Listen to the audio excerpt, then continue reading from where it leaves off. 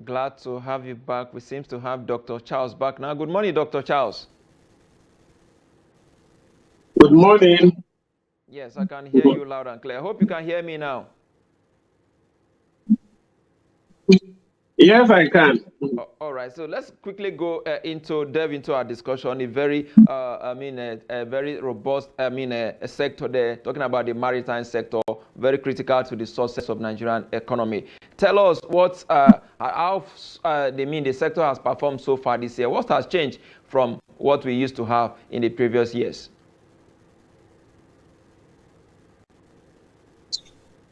Well, thanks for having me. Um, a lot has changed this year, both uh, in the positive and in negative side. Now, let me start with the negative side. You know, this year we have experienced a lot of turnover in the area of exchange rates, changes from one lower rate to higher rates and so on and so forth. You know, so there has been a lot of confusion, and it has been as a result of the devaluation of the naira and the increase in the rate of the dollar exchange. It has been a major challenge for importers into Nigeria and business operators of manufacturing entities.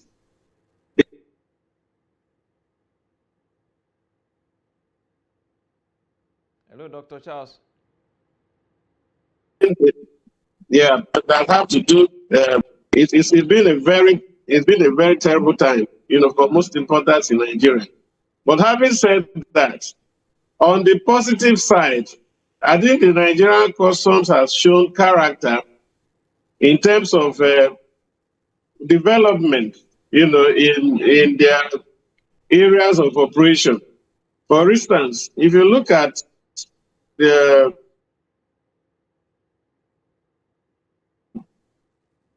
entry of Bashir, our CG of customs, Adini, he has brought in a lot of change, you know, into the customs operation in Nigeria, and that is not far-fetched, because if you look at his background, you will know that he's somebody who's a thoroughbred, you know, as a customs officer, having served a number of years as a customs PRO, so he knows his bits.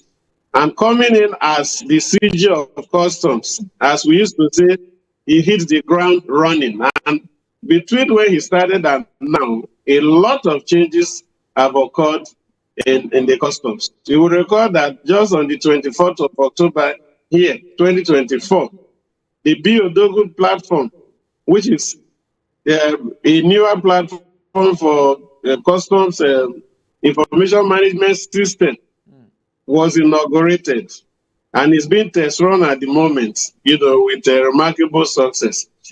You know, that is trying to, how they say it in our parlance, trying to look outside the box, you know, and it has brought a lot of commendation to him. You also recall that as at under 11 months, the customs has also surpassed their target, their revenue target for this year. You know, ordinarily their target was 5.079 trillion, but as at November 2024, they have returned about 5.79 trillion naira, which is unprecedented. You know, so that is remarkable. You know, so then you also look at the, you know, for over almost 2 decades, the Tinkan my two Osho, the highway, has been a nightmare. As a matter of fact, as somebody who operates in Papa, I didn't drive my car through that route for almost 15 years. You know, but if you go through that route now, you see that it is completely cleared of the menace of those truck drivers and tanker drivers and all of that. So these are remarkable improvements, you know, which 2024 has experienced in the industry. Indeed, Dr. Charles, You've highlighted some very critical improvements. That we have achieved in 2024 there from the maritime sector there, like you rightly pointed out. What about the turnaround time for container clearance there? Has that improved or changed as well? The turnaround time has not changed, because there are still encumbrances. You look at this ATO system, which was introduced, to facilitate the movement in and out of trucks in our ports. That system has not worked efficiently, and that has created a lot of problems. You discover that we still have congestion in our ports, and that affects the turnaround time for vessels in our ports. When the ports are clogged, there is no way vessels can be turned around as at when they were supposed to leave the ports. So where you have equipment, inadequate equipment is another issue, because the terminal operators themselves, granted some of them have upgraded their terminals, but in the area of cargo handling equipment, they still have a lot of deficits. And what that tells you is that most times, when vessels bat in our ports, they will abandon the containers they are supposed to handle at their terminals and deploy their equipment to the ship site, because they too don't want to pay demurrage, on their vessels. But you find out that cargo owners at the terminals are made to pay demurrage, not for no fault of theirs, but for inadequate equipment, and that affects the turnaround time within the port, both of vessels and cargo that exit the ports. So there's a lot to be done. These days, ports are becoming smarter, all over the world, and we have to embrace the concept of smart ports, artificial intelligence, and blockchain technology and all of that, that ensures that cargoes are turned around, within the port, in and out, as quickly as possible. So we still have a lot of deficits with regards to adequate cargo handling equipment. Then automation also is also another major issue. Our ports are not automated the way they ought to be. So those are major areas which maybe going into 2025, we have to thoroughly look at and profile solutions to ensure efficiency in our ports, and also quick turnaround time of vessels coming to our ports. Yeah. Indeed, talking about going digital there, Dr. Charles. There's also a complaint about the cost of clearing and, of course, the activities of illegal operators at the port as well. How is the agency concerns dealing with this?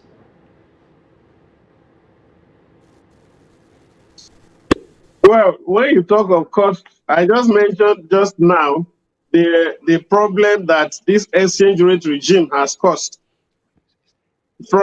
This started last year, and it has persisted even up to now. So the cost of doing business has definitely gone up, because every person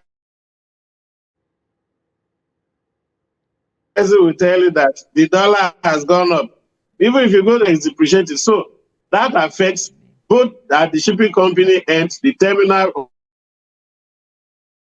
operators and every other aspect.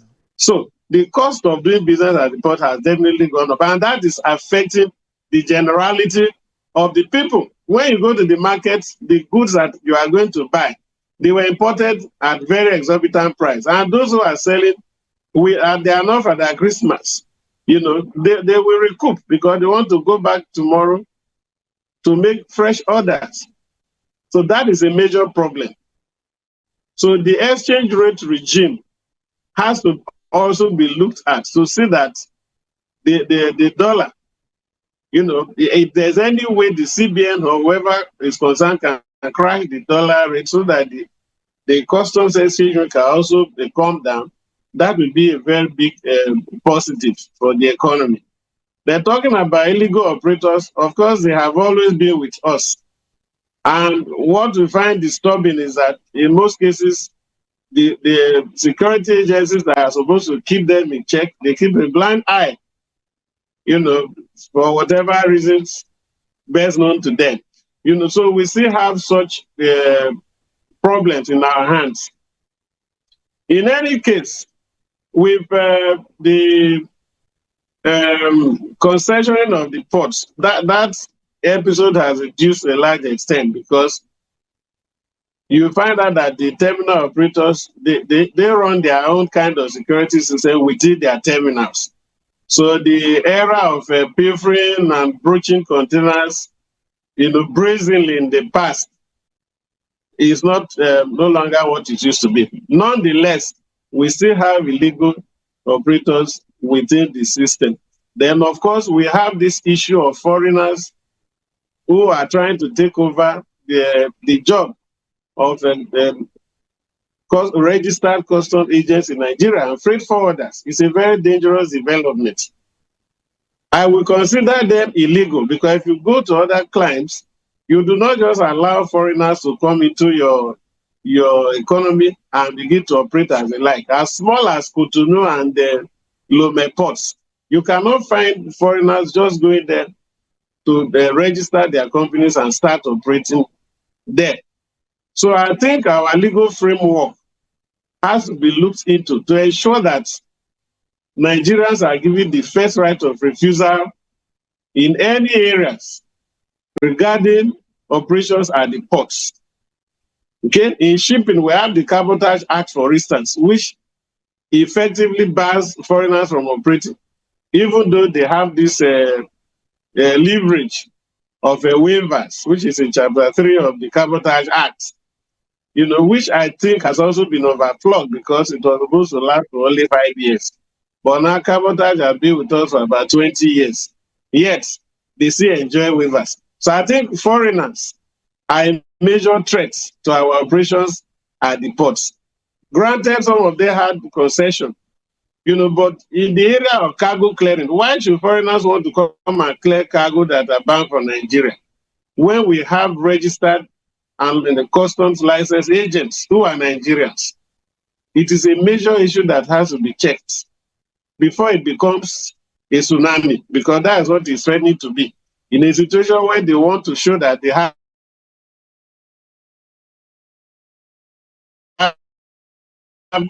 the who are equally well-grounded in the business. These are some of the challenges that we have to deal with going forward into 2025. Thank you. Of other ports in Nigeria, there is Calabar Port, there is port in One, there is port in Port Harcourt as well, and of course Warri. Most of these ports are not operating at full capacity. Don't you think decentralizing Lagos ports will help decongest that port as well? Of course. I have written severally and granted several interviews on this particular issue. You see, because you want to wonder, a nation that has 8 major seaports are now using only the Tinkan Island and Apapa Port in Lagos. Why, for instance, should the trader in Aba or Onitsha choose to truck his goods from Lagos to those distant places? Considering the states of our road, there are no rail networks linking those places. Yet, we have the One ports, we have Calabar and the constellation of ports around Delta, which is Warri, Brutu, Koko, not to talk of Sapele, which has been taken over by the Nigerian Navy. These are ports that ought to decongest the Lagos port area. But for one reason or the other, this has not been the case. For instance, the Warri port, which is a major port in the southern part of this country, ought to be carrying a lot of traffic, oil cargo, and all of that. But we continue to hear that the Escravos bar that leads to the Warri, a major port estuary, is too shallow to take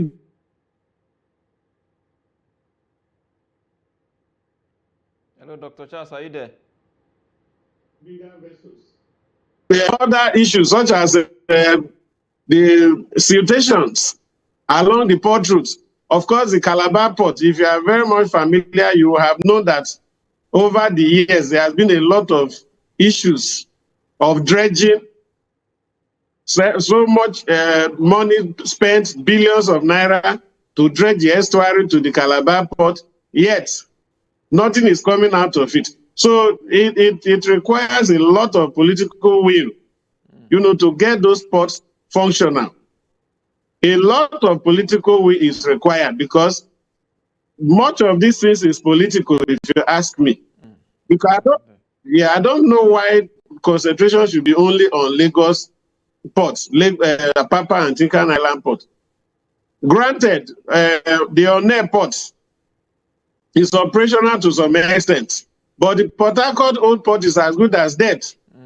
The same thing as Warri Port and Calabar Port. And these are major ports in Nigeria. So I think the government, especially the now that we have a ministry for marine and blue economy, it is time for the minister to pick up the gauntlets and unravel the mysteries that surround the functionality of those ports. Because to me, it is unacceptable that you have such major investments that are going into waste and nothing is being done about them. Whatever it is that is preventing those ports from functioning optimally, I think the minister has to look deeply into it and unravel them so that we can have seamless flow of cargo across the Nigerian port landscape going forward. All right. Dr. Charles Okorefe, Maritime Expert, Lecturer, Nigeria Maritime University, Okerenkoko. Thank you for your time and contributions on Business Daily today. We appreciate your time. Thank you for having me. All right. With that, is a wrap on the show today. We'll be back again tomorrow. I am Yusuf Akubu.